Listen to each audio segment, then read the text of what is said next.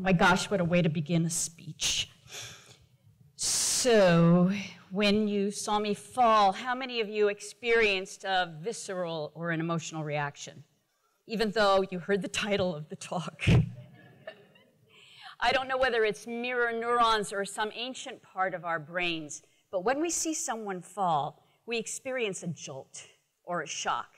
And then, of course, when we find out they're okay, we laugh. Now, comedians play on this all the time, making us laugh because we know that they are fools. I speak from experience, having spent 25 years as a mime and a clown with a specialty in slapstick. And even though I don't fall for a living anymore, falling has remained my passion. But it's not just the falling, it's the getting up that lately gets me excited. But let's stick with falling for a second, or what I like to call my inevitable change in my relationship to gravity. Einstein famously defined gravity as acceleration. And when you're going down at 32 feet per second, that acceleration feels almost instantaneous.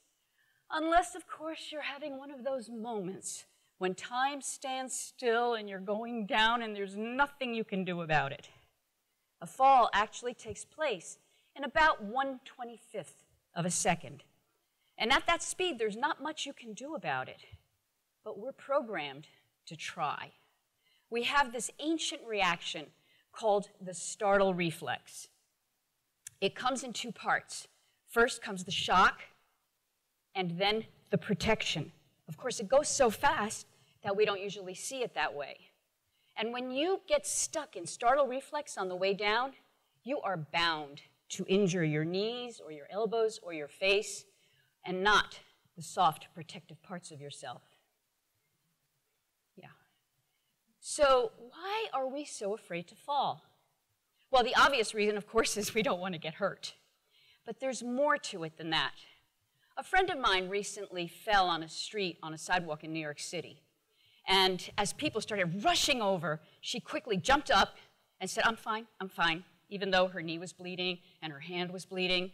And she raced home and sat down and wept in shame.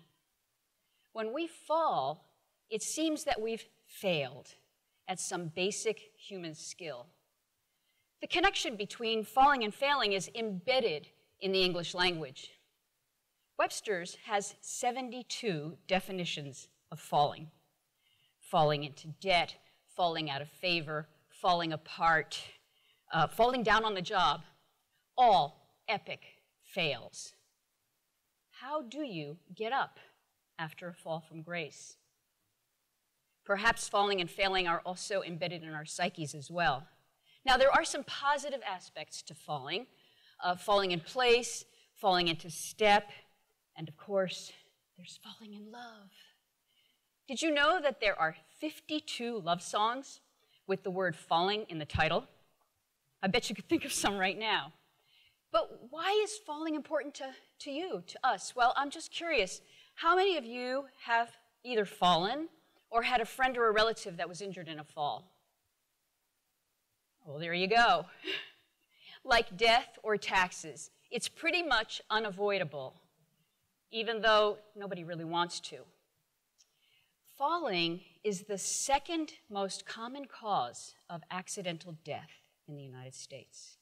It is the most common reason for emergency room visits.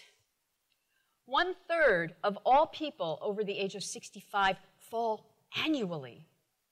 And the risk of falling increases proportionally with age, so that by age 80, 50% of seniors fall every year. Having just recently reached that wonderful age of 65, I don't really want to be part of those statistics. Okay, as alarming as they are, they don't even come close to the actual number of falls that go unreported by seniors or are not recognized by family members or caregivers. Basically, as the saying goes, we all fall down. So, not to freak you out anymore, but as you can see, 87% of all fractures in seniors are the result of falls. 25% of those people end up as hospital admissions. And out of that 25%, 40% end up in nursing homes. 40% of those never go back to independent living. And 25% of them die from their injuries. I'm passionate about falling because every day I either work with someone who has suffered a fall, or conversely, I speak with a student who has learned how to fall well. That's right, I think it's really important to learn how to fall well and to get up. There was a recent study that was done where they measured the connection between longevity and a person's ability to be able to get back up. They tracked these people over the course of 10 years with the following scale. Those who couldn't get up at all. Help, I've fallen and I can't get up. Those who could get up with assistance. Those who could use 2 hands, 1 hand, or no hands. And after 10 years, you can probably guess which of those lived the longest. I'm part of the gigantic baby boomer generation. There are 76 million of us. Millions of people who thought that all we had to do was go to the gym, drink our kale juice, eat our vitamins, and we'd all live forever and never fall down and hurt ourselves. But I've been seeing lately how friends and colleagues have begun to shrink their possibilities, hesitating before jumping across a stream while hiking, nervous about running down the stairs, no longer riding a bike, all because they're afraid of falling. According to Dr. Julie Weatherall of the University of California, older adults fear falling more than robbery, financial stress, or health difficulties. Fearful individuals actually slow their gait, widen their stance, and make other postural choices that actually increase their risk of falling. Fear of falling is one of the biggest causes of falls in this country. Ironically, people who are not afraid of falling fall less. One of the questions I have is it possible that fear of failing also creates postural attitudes that increase our risk of failing, getting stuck in startle reflex for half of your life, for example? So one of the things that we all can reclaim is an ability that we had as children to fall and recover with ease. So now, of course, you're probably saying to yourself, great, now I have to start hurling myself on my bed to practice for the inevitable. What next? Well, I'd like to propose a more elegant solution. It's something that's available to everyone of any age and ability, and you can learn how to fall softly and recover easily. It's called the Feldenkrais Method. I put it on the screen because after 25 years as a practitioner, I have found that people need to actually see the words in order to understand what it is that I'm saying. So the Feldenkrais Method was developed by Dr. Moshe Feldenkrais. After a debilitating knee injury, he applied his scientific mind to the study of the nervous system, motor learning, the brain, and he did rehabilitate himself, developing a method that has helped thousands of people all over the world. Now, before you start thinking to yourself, oh no, I'm going to have to throw myself down on the ground and pick myself back up again, Feldenkrais isn't like that at all. It's not falling down boot camp.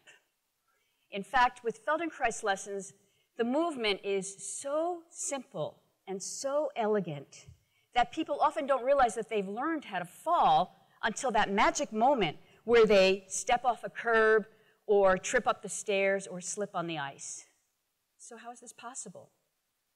Well, Moshe Feldenkrais said that this work could make the impossible possible, the possible easy, and the easy elegant.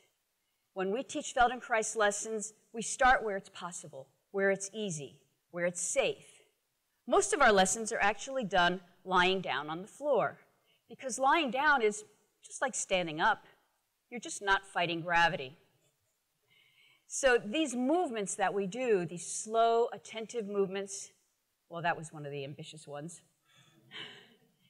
These slow, attentive movements actually allow us to learn new ways of moving, thinking, sensing, and feeling so that we develop more choices and more resilience in our bodies.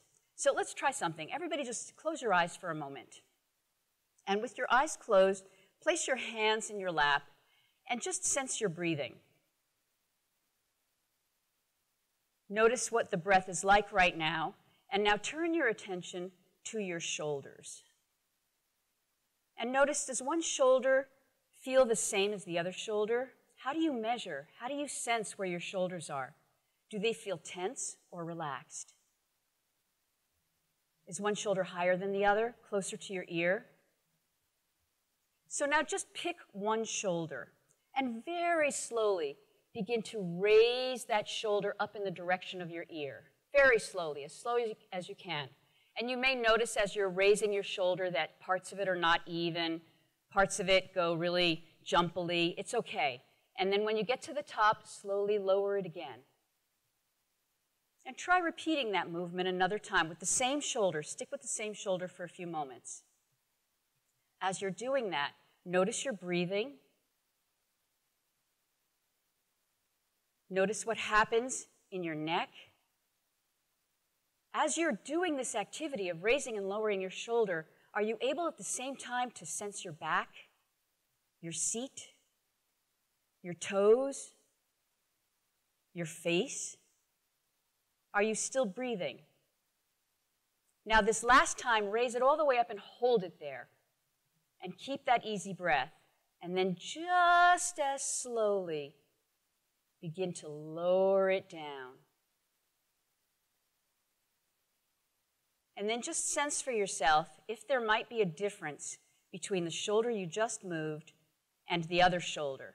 Even if it's a difference in a perception or an awareness of yourself.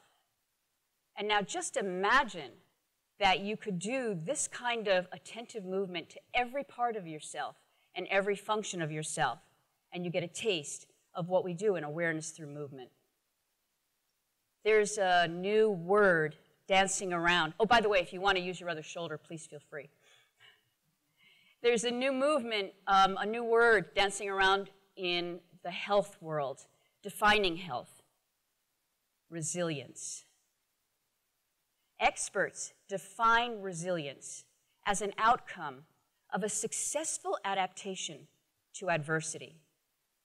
An outcome of a successful adaptation to adversity.